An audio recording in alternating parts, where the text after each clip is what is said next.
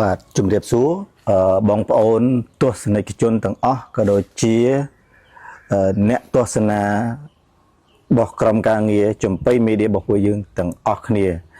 ឡូវនេះយើងមកដល់ទីតាំងមកកន្លែងទៀតគឺនៅក្នុងឃុំទល់ព្រែកចម្ដងគឺនៅក្នុងភូមិទំលាប់ឃុំទល់ព្រែកស្រុកអង្គស្នុងខេត្តកណ្ដាលហើយបរិយនេះបើតាមតែខ្ញុំដឹងគឺនៅពេលដែលម្ចាស់បរិយសាងសង់ហើយគឺមានមនុស្សរស់នៅបងប្អូនមានមនុស្សរស់នៅមានទាំងការរស់ស៊ីមានវិញមានអីមានទ្រូម៉ានីអីចឹងទៅតែនៅពេលដែល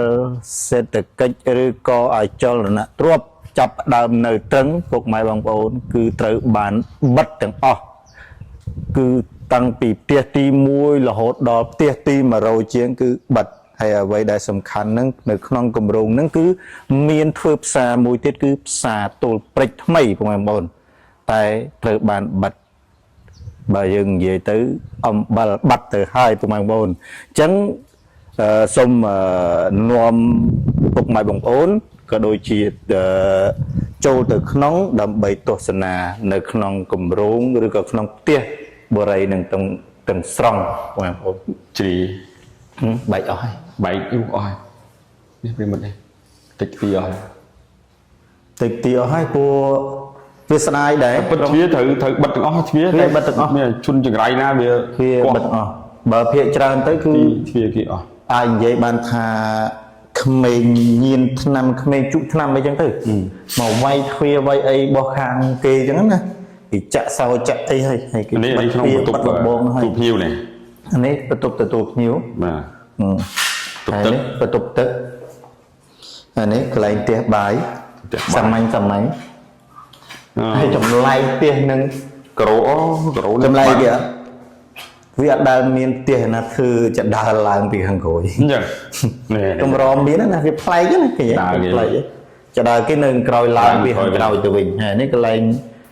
ឡាបូលាងចានលាងឆ្នាំអីចឹងទៅមានគេកោះអីទីអស់ហើយទ្វារខាងក្រោយក៏គោះខ្ទេចទីដែរហើយនៅសល់នៅសល់នេះមួយនេះហើយនៅក្នុងនោះគឺចាក់បេតុងហើយខាងក្រោយនោះផ្សារទល់ពេជ្រថ្មីហើយអានេះគឺខាងក្រោយនេះគឺមានដីឡូហើយនឹងផ្សារទល់ព្រែកហើយខាងមុខគឺគេធ្វើជាប្រភេទផ្ទះអាជីវកម្មឬក៏សបហៅនឹងឯងតោះឡើយយើងឡើងទៅលើមានអីខ្លះនៅលើផ្ទះហ្នឹងហើយ 100% ណាហើយ 100% ហើយតែដោយសារក្មេងអាចថាក្មេងចង្រៃឬក៏ពួកជក់ឆ្នាំជក់អីចឹងទៅពេលបើសិនជាចង់ដាក់ទ្របវិលមកវិញអាចលក់បានទេផ្ទះនេះលក់បានចំណូលរបស់គេបើយើងនិយាយទៅកាលហ្នឹងតំបន់គេហៅថាតំបន់ទល់ព្រែកឬក៏ផ្សារទល់ព្រែកនេះគឺជាតំបន់ដែលវាមានសក្តានុពលខ្លាំងណាមានពីបន្ទប់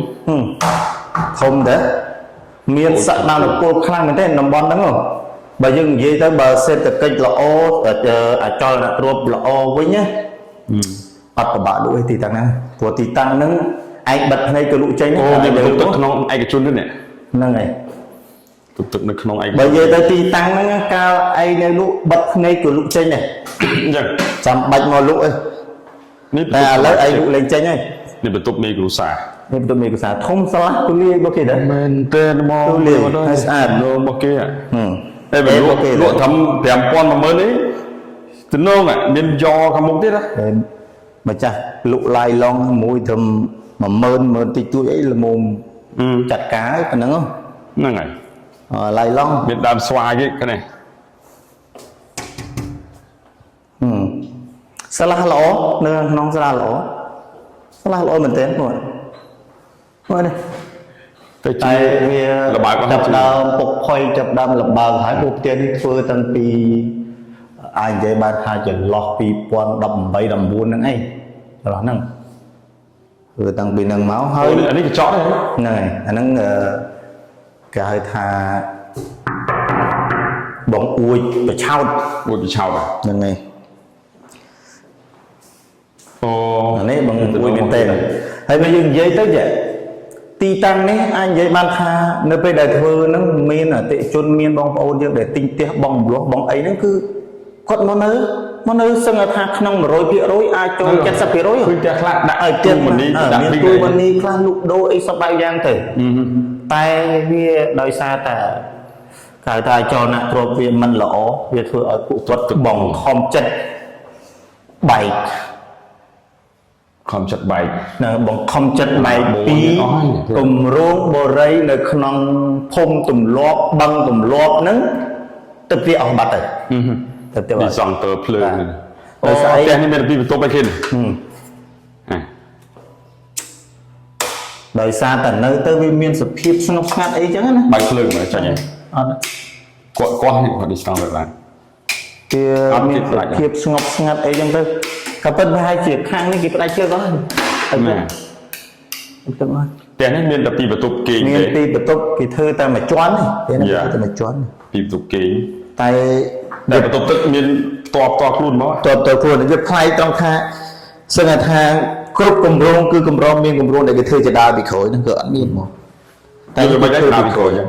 វារៀងផ្លែកជាងគេ ខ្លាយទេ តែជាងគេអត់មានទេគឺ ផ្ទះ គម្ នេះ រោង តម្លៃប្រហែលជាប្រហែល ផ្ទះនេះបើសិនតែយើងនិយាយតម្លៃអាច កាក់ จะ មើលកាក់ខាងប្រហែលមើល អាចจะ35,000 40,000ឬក៏យ៉ាងខ្ពស់50,000ផ្ទះ យ៉ាងខ្ពស់បំផុត 50000 យ៉ាងខ្ពស់អស់លូតហើយ50,000 ចុះ ពីចុះតម្លៃអីចុះឡើងចឡើងនៅស មើល ល់តែ ពីបន្ទប់ 40,000 ជា ទូ ង ភីវស្រឡះលវឹងប្រិម ស្រឡះទាំងលើទាំងក្រោម ស្រឡះ បើនិយាយទៅស្រឡះទាំងលើទាំងក្រោមហើយក៏អាចនិយាយបានថាវា ទៅតឹងប្រហែលដល់ប្រហែលមកទេ អានេះ4ម៉ែត្រពីជម្រៅអាចថា16ពេញរបស់គេនេះ 16ពេញ ពេញមកគេ យើងមើលទៅនោះ នេះឃើញវែង ស្រឡះល្អ 16ពេញមកស្រឡះហ្មង ស្រឡះ ហ្នឹងហើយ បាទប្រហែលដូចជាប្រហែលក្នុងមើលដូចច្រើន100ក្នុងដែរ អានេះបើគិតជាល្វែងប្រហែលជាខ្ទង់100ល្វែងជាង ទល់មុខនេះស្ដាមឈើ បាទហើយនៅពីមុខហ្នឹងអាហ្នឹងដើមឈើពីបរមបារាណណាដើមឈើមែនតើណាអានេះដើមឈើមែនតើមិនមែនដើមឈើលេងទេណាមានថាតំបន់ហ្នឹងកាលពីមុនហ្នឹងគឺព្រៃសតគាត់ថាឥឡូវហ្នឹងគេកាប់ខ្ទេចខ្ទីអស់ហើយព្រៃសតណាអានេះដើមត្រាចនេះឃើញដើមត្រាចនេះត្រាចមែនតើត្រាចសត នេះដីឡូ អានេះដីឡូទល់មុខហ្នឹង នេះត្រាច ហើយផ្ទះហ្នឹងគឺ ភ្លើងដាក់អស់ហើយ នេះគេផ្ទះអាចនិយាយបានថាប្រហែលជាចន្លោះ100ផ្ទះអីហ្នឹង ដល់ផ្ទះគឺឲ្យអស់លីងហើយប្រិមិត្ត ហើយអស់100%ផ្ទះ លីងមក ហើយយើងគឺមើលនេះអាកន្លែងនេះឃើញគាត់ដាក់ត្រង់ណាគាត់ធ្វើហ្នឹងអាឌីសងទ័រហ្នឹងដាក់ឌីសងទ័រដើម្បីបូមទឹកអញ្ចឹងមានន័យថាផ្ទះទាំងអស់នៅហ្នឹងគេអាចនិយាយបានថាគេលក់អស់ហើយក៏មានអតិថិជនមកនៅដែរហើយនេះអានេះអាចថាម្ចាស់ផ្ទះជួលគាត់មកដាក់ជួលឃើញគាត់ដាក់ជួលតាម$100ទេពុកម៉ែបងប្អូនណាអត់មានផ្ទះនៅអាចមកជួលនៅទីតាំងហ្នឹងបានតែគាត់ថាអត់មាននោះនៅទេ តែស្ងប់ស្ងាត់ល្អ 100%គឺគ្មានសំបីតាមមួយផ្ទះនៅបើមានអ្នកចិញ្ចឹមជៀមចិញ្ចឹមអីច្រឡំជៀមអានេះប៉ប៉េ ឈើដើម្បី ចិញ្ចឹមប៉ប៉េនៅក្នុងហ្នឹងប្រហែលជាខាងម្ចាស់ផ្ទះហ្នឹងគេឲ្យយាមផ្ទះឲ្យគេហ្នឹងដឹងមានចិញ្ចឹមប៉ប៉េនេះហ៎អានេះកន្លែងគេទុកអីវ៉ាន់របស់ម្ចាស់គម្រោងម្ចាស់អី ឃ្លាំងហើយ នឹងលេងឃ្លាំងអីវ៉ាន់គេក៏ប៉ុន្តែវាត្រូវបានពុកផុយអំបិលបាត់ទៅហើយពុកម៉ែបងប្អូនចប់តែម្ដងផ្ទះដែលធ្វើហើយណាយើងថាបើមិនហើយអាហ្នឹងវាជាកំហុសរបស់ម្ចាស់ផ្ទះតែឥឡូវផ្ទះដែលធ្វើហើយតែបែរជាគ្មានមនុស្សរស់នៅសំបីតែមួយផ្ទះគ្មានសតទេ ឬថានៅក្នុងដូចជាចាំជិម ចំក្នុងចាំជាងនៅក្នុងចាំក្នុងផ្សារ អ្នកចាំដីហ្នឹង បើជាអ្នកចាំដីរបស់ម្ចាស់គម្រោង អូ ហ្នឹងហើយ ផ្ទះហ្នឹងគឺគេទិញឲ្យអស់ហើយ ហើយអស់ហើយនេះអានេះលបងទ្រូមនីទ្វាទ្រូមនីអីគេនេះ នេះផ្ទះគេ នោះមានសាឡង់មានអី មានសតសឡុង ចូលមានទូដែកដាក់លុយទេនោះ ទូដែក ទូដែកដាក់លុយក៏ប៉ុន្តែអំបិលបាត់ទៅហើយមានដែកមានអី ស្ដាប់ស្នូសំឡេងចម្រៀងទេប្រិមិត្ត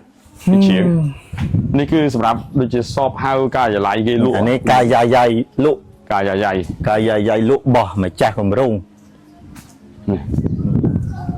ជើងមិនឲ្យពួកនឹងនេះទេអាណាឲ្យគាត់ច្រៀងទៅគ្នាគាត់ទៅ នេះគឺចង់ឲ្យទូរទស្សនិកជនបានជ្រាបបុរីនេះនៅក្នុងភូមិទម្លាប់ឃុំទូលព្រិចស្រុកអង្គស្នួលខេត្តកណ្ដាល ខេត្តកដាល បាទហើយអត់មានមនុស្សរស់នៅសំបីតែមួយគ្រួសារ អត់មានទេបើនិយាយពីបរិយតែហ្មងផ្ទះរបស់ម្ចាស់គម្រោងតែហ្មងគឺអត់មានមនុស្សរស់នៅហ្មងគឺដាក់មេប្រូចទៅអស់លេង ចប់សពគ្រប់តែម្ដងហើយតែមិនដែរនេះចង់ឲ្យបងប្អូនយើងបានជ្រាបថាមុនយើងត្រូវទិញបុរីបងរំលោះ ឬក៏ទិញលុយដាច់ត្រូវមើលម្ចាស់គម្រោងត្រូវមើលទស្សនវិជ្ជានៃការរស់នៅបងប្អូនប្រជាពលរដ្ឋរបស់យើងជុំវិញថាតើការប្រកបរបរនឹងក្នុងកម្រិតណាដែរហើយមិនជួបហានិភ័យក្នុងការដួលរលំដែរឬទេបើមិនជួបទេសិក្សាជាមួយធនាគារឬក៏យើងមានអ្នកវាយតម្លៃអចលនទ្រព្យអីចឹងណាមុនយើងសម្រាប់ចិនទិញមិនចឹងហ៎កុំឲ្យវាខាត់បងហ្នឹងហើយយើងស្ដាយទាំងថាពួកគាត់ទិញនឹងសឹងថាទិញអស់ហើយហើយម្ចាស់គម្រោងក៏ធ្វើនៅអស់ 100% ហើយតែអ្វីដែលសំខាន់នៅពេលដែលស្ងប់ស្ងាត់គាត់មិនដឹងរកស៊ីស្អីអានេះសពហៅនេះសពហៅមានសពហៅមានតែផ្ទះអាជីវកម្មផ្ទះដែលអាចរកស៊ីបានតែរកស៊ីមិនបានដោយសារអីដោយសារវាសភាពវាស្ងប់ស្ងាត់ចង់មិនចង់ពួកគាត់ដាក់មេប្រូចចង់មិនចង់ពួកគាត់ដាក់មេប្រូចអានេះក្លែងឃ្លាំងគាត់ពួកគាត់ដាក់មេប្រូចទៅផ្ទះឬក៏ទៅទីតាំងដែលមានប្រជុំជនហើយរកស៊ីលក់ដូរឬក៏ធ្វើការអីចឹងទៅហ្នឹងហើយហានេះដាក់ជួលគ្មានអ្នកជួលដោយសារវាអត់មនុស្សនៅហ្នឹងហើយអញ្ចឹងមានអីជំរាបលាទស្សនិកជនយើងនឹងពីវនីឲ្យបងប្អូនយើងមុននឹងទិញឬក៏ត្រូវការចំណាយដាក់ទុនវិនិយោគឬក៏ទិញផ្ទះហ្នឹងមានអីដើម្បីពីវនីជាការចែកម្លែកជាមួយបងប្អូនយើងបើគិតទៅវា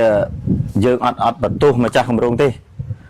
យើងអាចនិយាយបានថាបន្ទោសស្ថានភាពអចលនទ្រព្យដែលវាត្រឹងឬក៏វាធ្លាក់ចុះអញ្ចឹងទៅធ្វើឲ្យពួកគាត់ទិញទៅវានេះជាក់ស្ដែងទីតាំងនេះអាចរកស៊ីបានហើយតែអ្វីដែលសំខាន់វាតាក់ទងនឹងស្ថានភាពនោះទេអញ្ចឹងជាចុងក្រោយវាមិនមានអីច្រើនទេបងប្អូនគ្រាន់តែថាពុកម៉ែបងប្អូនបើសិនជាយើងសម្រេចចិត្តទិញទីតាំងឆ្ងាយអីយើងគិតតិចទៅហើយបើមិនគិតគឺដូចផ្ទះនឹងអញ្ចឹងទិញហើយទុកចោលប្រហែលគីឡូពីពេញមកអាចនេះបើយើងនិយាយទេពីពេញប្រហែលជាជាង10គីឡូទេអត់ឆ្ងាយទេជាង10គីឡូពីពេញមកបាទជាង10គីឡូក៏ប៉ុន្តែអ្វីដែលសំខាន់សពហៅតែវាអត់មានមនុស្សនៅស្ងាត់ជ្រាបវាស្ងាត់ណាដល់ពេលវាស្ងាត់ទៅនេះយើងរកស៊ីឡើងម៉េចរកស៊ីយ៉ាងម៉េចឥឡូវហ្នឹងគឺអត់មានអីស៊ីទេអញ្ចឹងបើអត់មានអីស៊ីចង់មិនចង់គឺទៅវិចនាំគ្នាទៅនៅភ្នំពេញឬក្បែរភ្នំពេញលក់ដូររោស៊ីឬក៏ធ្វើការរោងចក្រធ្វើការអីធ្វើការតាមតែអ្វីដែលពួកគាត់ចង់ហ្នឹងរោស៊ីនៅនឹងទៅហ្នឹងប៉ុណ្ណឹងទេអញ្ចឹងជាចុងក្រោយសូមឲ្យពុកម៉ែបងប្អូនជួយ Subscribe ម្នាក់មួយដើម្បីឲ្យ Channel YouTube កាន់តែធំពុកម៉ែបងប្អូនឃើញលឿនមានន័យថាគាត់đãបោះពឹងឃើញពឹបត្មងអញ្ចឹងសូមអរគុណសូមជម្រាបលាបងប្អូនម៉ាស៊ីនទឹកខាន់ហ្គេនផ្លាស់ប្ដូរទឹកផ្លាស់ប្ដូរជីវិតគុណភាពសុវត្ថិភាពស្តង់ដារអន្តរជាតិទំនាក់ទំនងទូរស័ព្ទលេខ089 588 808